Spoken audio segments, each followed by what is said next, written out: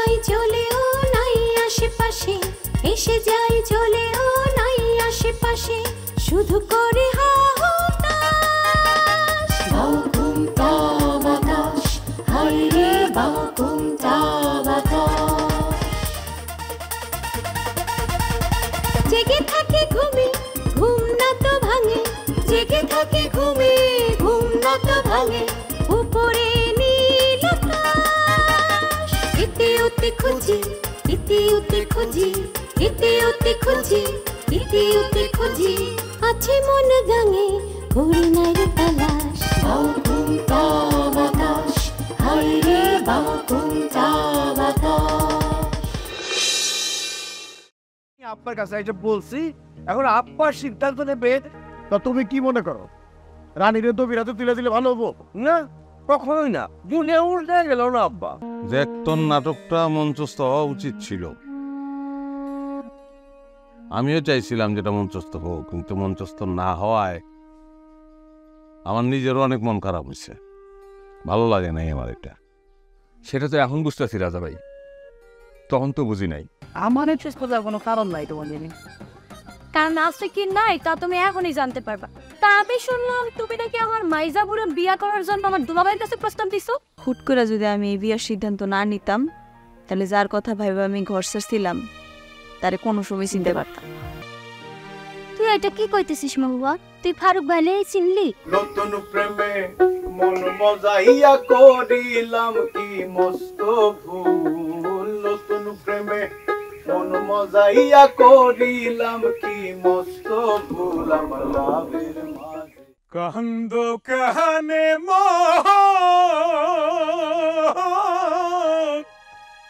কান্দিয়া কান্দিয়া যাইব, কান্দিয়া কান্দিয়া যাইব তোমার জীবন রে, কান্দ কেনে মন পাগলা রে। কাজে দোস্ত, তুই তো কান্দতে কান্দতে শহীদ হয়ে যাবি। ফাউলের ফাউল, এই ফাউল তোর লিগে আমি ঘন্টার পর ঘন্টা পিতে খারাই দিছি, আর এই তোর আর সময় হলো ফাউল দেন। আর কইস না রে দোস্ত, গোয়েন্দাগিরি করতেছে, একটু দেরি হয়ে গেছে। কামের কাম কিচ্ছু হয় নাই, হুদে হুদে সময় নষ্ট করছে। কার পিছনে গোয়েন্দাগিরি করতে গেছিলি রে? আরে ওই যে আমাকে বেনি আছে না, বেনি ভুললো গিয়ে কবির ভাইয়ের স্টুপিস্ট চলতেছেন কিনা এইটা আবার প্রমাণ করার দায়িত্ব নিছি আমি। ওরে সর্বনাশ, এই দায়িত্ব তোরা কে দিছি? কেডা আবার? আমাকে ভেজাল চাষা।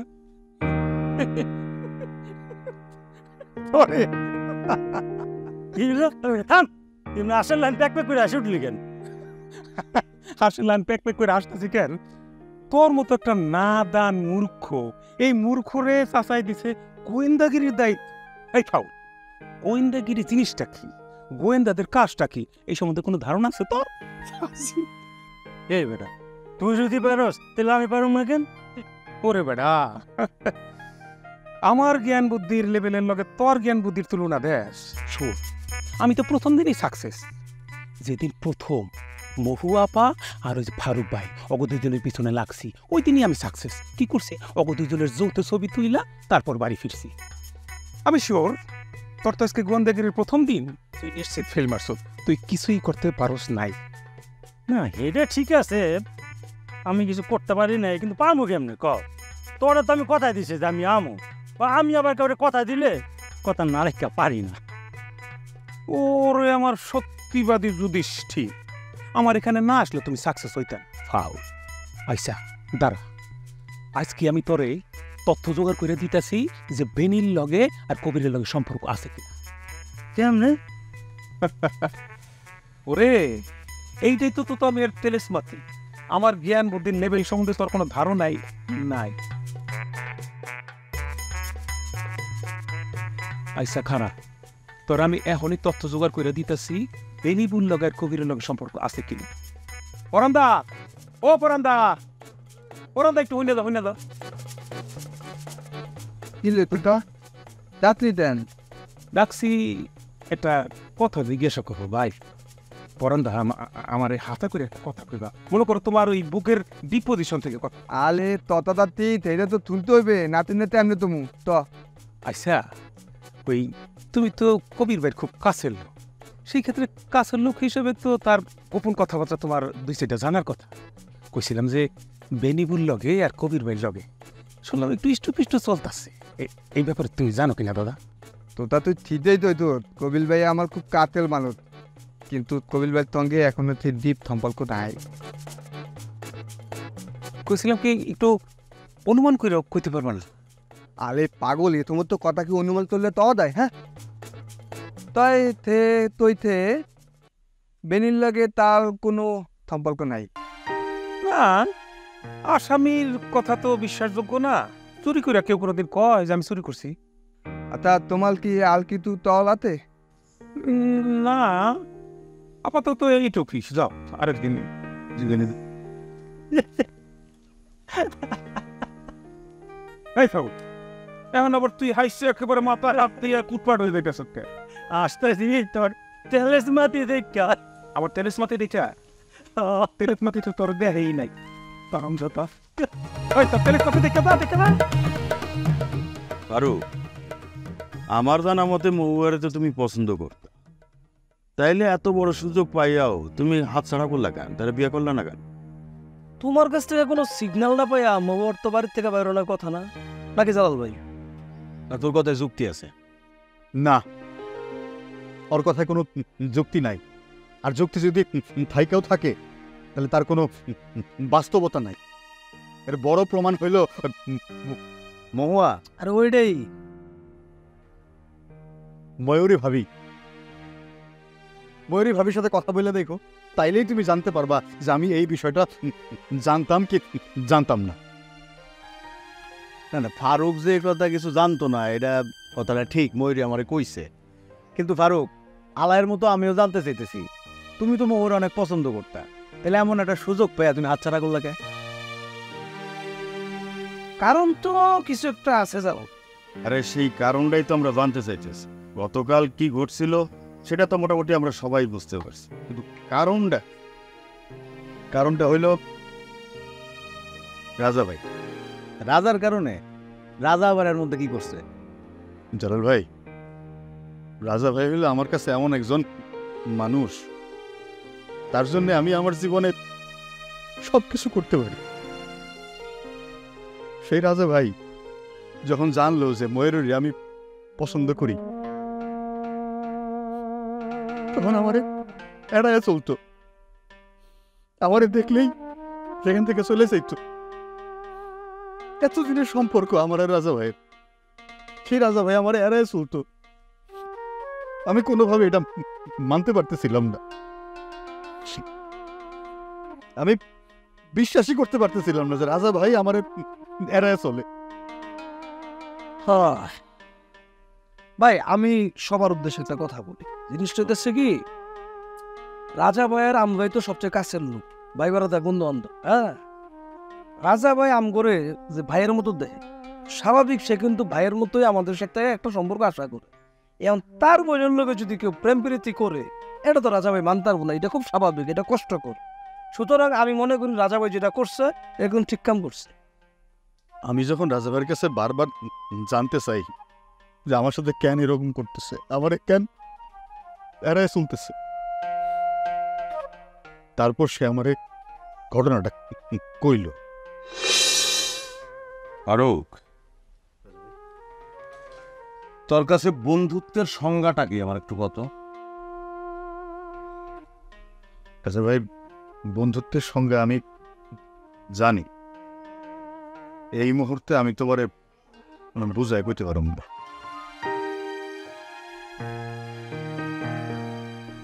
বন্ধুত্ব হলো একটা শর্তহীন সম্পর্ক। এই সম্পর্কের মধ্যে কোনো শর্ত থাকে না, স্বার্থ থাকে না, হিংসা থাকে না, কপটতা থাকে না। কপটতা এটা থাকে না ফারুক। বন্ধুর কোনো ক্ষতি বন্ধু হইতে দিতে পারে না। বন্ধুর বিপদে বন্ধুই সবাই আগে ঝাঁপায় পড়ে। জগতে কারো কাছে যে কথা বলা যায় না, সেইটা অকপটে বন্ধু বন্ধুর কাছেই বলে। তুমি ঠিকই কইছো রাজা ভাই, কিন্তু বন্ধুত্ব সম্পর্কে আমার ভাবনা আরো গভীর। বন্ধুত্ব এমনই এক সম্পর্ক যেখানে বন্ধুর বাবা মারে নিজের বাবা মা মনে করা হয়, বন্ধুর বোন যে নিজের বোন মনে করা হয়।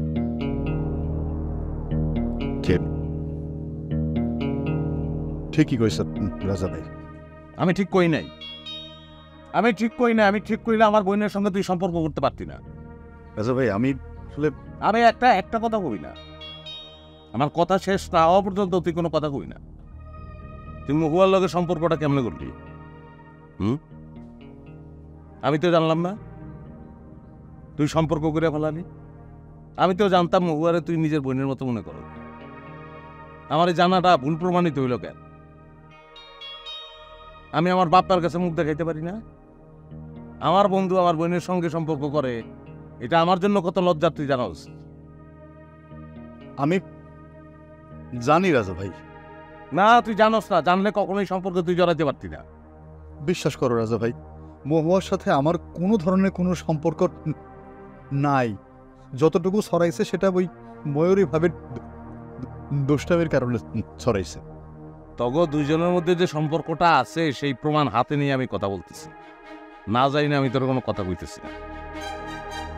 রাজা ভাই তুমি যা জানছো ভুল জানছো। হ্যাঁ, আমিও সেটাই জানতাম যে আমার জানাটা ভুল, কিন্তু এখন আমি জানি যে আমার জানাটা ভুল না। দেখ পারো, এখনো সময় আছে। যা হনার হয়েছে, যা ভুল করার ভুল করে ফেলাইছিস। তোর ভুল তুই শোধরায় নে। মুয়ার লগে তুই সম্পর্কটা রাখিস না। তোর উপরে যে আমি রাগ হয়েছি সেই রাগটাও আমি আর রাজা ভাই তোমার জন্য আমি সব করতে পারি, তুমি এটুকু আমার বিশ্বাস করো। তাহলে তুই আমার কথা দে যে মহুয়ারে লয়ে আমার আর কোনো দুশ্চিন্তা করতে হইব না। কথা দিই না। বুঝে কথা দিই।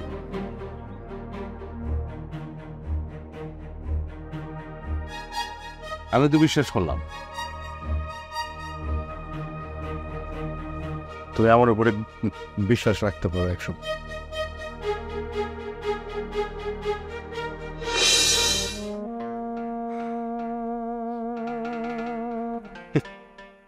এখন তোমরাই কও রাজা ভাইরে আমি যে কথা দিছি সেই কথাটার বর খেলা কেমনে করি? তার মানে রাজা ভাইয়ের কথা না দিলে তুমি মোবাইলে ফিরাইতা না?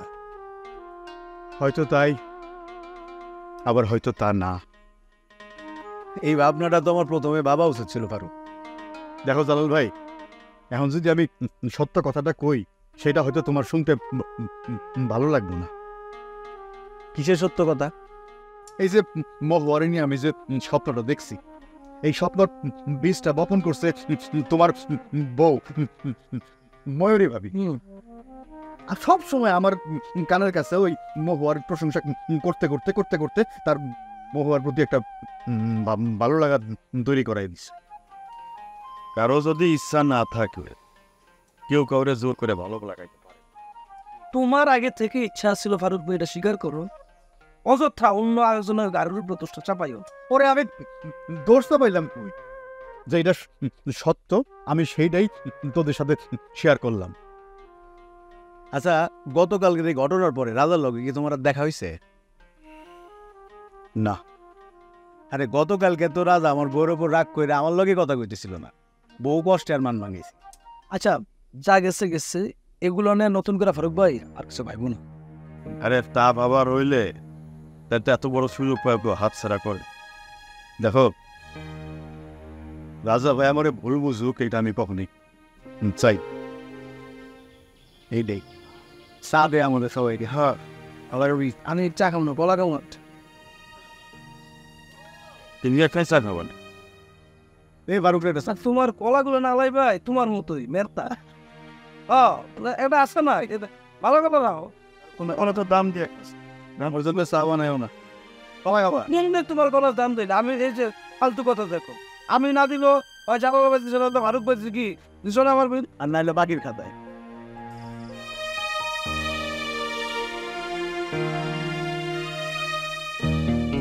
এইটা আবার কি? অন্ধকারের মধ্যে অন্ধকারের ছায়া। তাল গাছ তো একটা দেখতেছি, কিন্তু এটা তো রাস্তা, রাস্তার মধ্যে তাল গাছ হইল তেমনি ডর ডরে চলে আসতেছে। মিস্টার ব্ল্যাক ডায়মন্ড, দয়া করে বান্দর মতো খিল দিয়া তাদের পাটির দুটো একটু প্রদর্শন করেন তো, আমি দেখে নিশ্চিত হই আমি কি ভূতপাতের সামনে খাড়া আছি না মানুষের সামনে খাড়া আছি।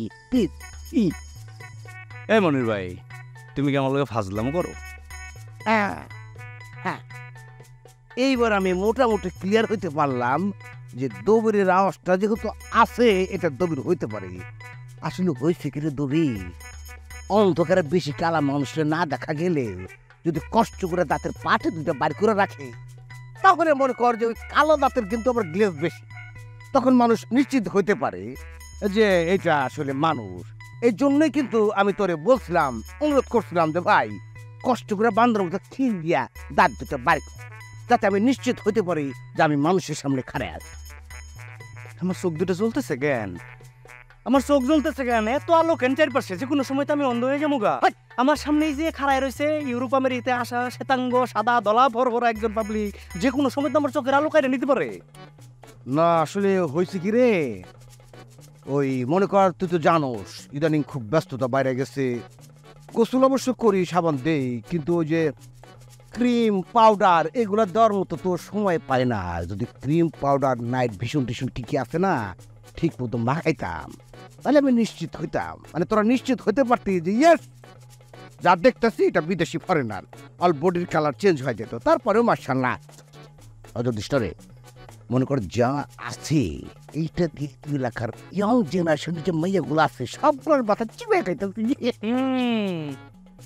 এমন চিবান চিবাইতেছ, কসকস কসকস কসকস করে তুমি চিবাইতেছ, এই জন্য তো 2 দিন পর পর ব্যথার ট্যাবলেট খেতে হয়। বুঝছি, হাউল কথা কয়া বিষয়টা অন্যদিকে ঘোরানোর চেষ্টা করতেছি, কিন্তু আমি ফোনামনির সেই লেভেলের চাল্লু মাল ওইটা হইতে দেবো না। কিরে দবির, ইদানিং তোর নামে কিরাম কিরাম জানি শুনতেছি। কিরাম কিরাম শুনছো? না শুনলাম তুই নাকি রানী রে বিয়ার প্রস্তাব দিছোস। দিলে দিছি। হ্যাঁ দিছি।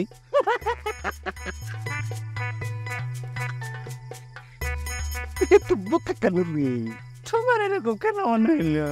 আরে পাগল বোধস না কেন, যেখানে রানী আমার মতো স্মার্ট লেভেলের একটা ভদ্র পোলারে পাত্তা দিল না, সেখানে তোর মতো লেভেন ডিস দবল রে সে পাত্র হিসেবে গ্রহণ করলো, এটা তুই ভাবলি কেন রে?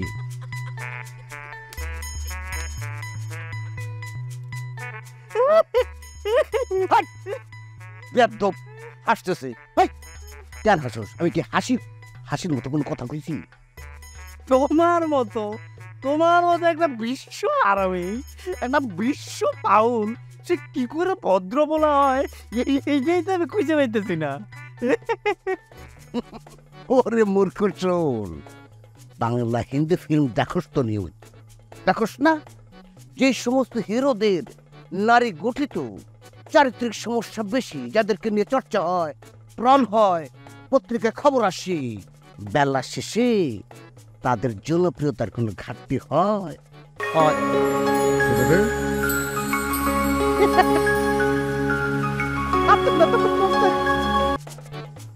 হ্যালো শোনো রত্না, ওই ব্যস্ত আছে বুঝছো, পরে কল দাও।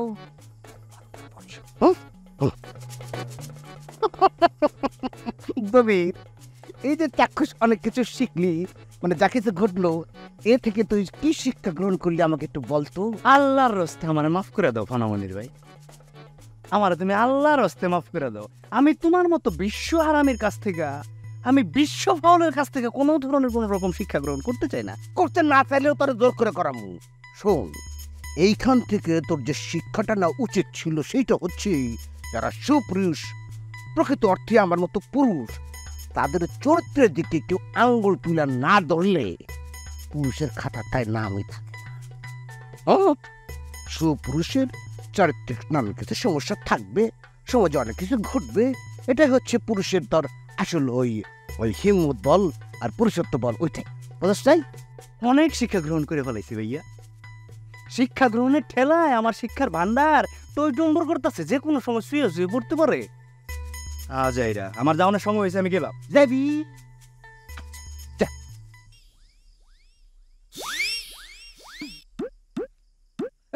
কবির, একটা অনুরোধ করি রে ভাই, দাঁতের পাটি দুইটা বাইর করে যাস, তা না হলে মানুষ আটকা ধরে দেখা আতঙ্কে হার্ট অ্যাটাক করে মরে যেতে পারে।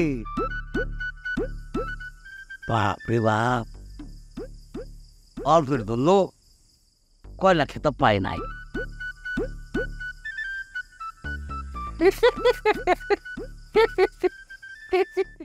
আরে বুঝোস না কে, বিয়া করতে কেউ গেলে বিয়া না করে তারা বসে থাকে। তোমার মতন হেলম কেবলে আর কইতে তুমি রে, এরকম কথা বোঝার মতো জানার মতো জ্ঞান থাকতেই না। এ গ্রামে আর কারো আছে? যে কোনো একটা ঘটনা ঘটলে তার গভীরে যায় জানতে হয়, বুঝতে হয়। জবা যদি গিয়ে তার সঙ্গে রাইতে থাকতো তাহলে তার একটু ভালো লাগতো, মানে ভয়টা করতো না। আর এতে জবারও সুবিধা, একজন ডাক্তারের সঙ্গে যদি সবসময় জবা থাকে তোর এই লাভ। তুই কি মনে করবি আমি জানি না, তো আমি কইলাম বেলা ম্যাডামের আবদার রাখতে পারতেছি। রানীপুর যে ছোট বোন বেনি, সে তো আমার প্রেমে পড়ে গেছে। বাহ, এটা তো ভালো সংবাদ। কেমনে বুঝলা? সে কোনো ইঙ্গিত দিছে?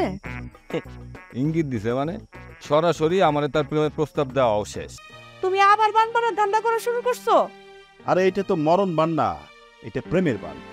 শোনো, প্রেমের বান হয় একটা মরণ বান। কোনো বানে দেহের মৃত্যু হয় আর কোনো বানে বনের। তুমি এসব ধান্দা ছেড়ে দাও তো। আর এইটা কোনো খারাপ কিছু না, এই বানে ইয়াং পোলা বান তার মনের মানুষের কাছে পায়। যদি পায়ে একে দশ মালা, যদি পায়ে একে দশ মালা, কেউ হবে না নিরাশ।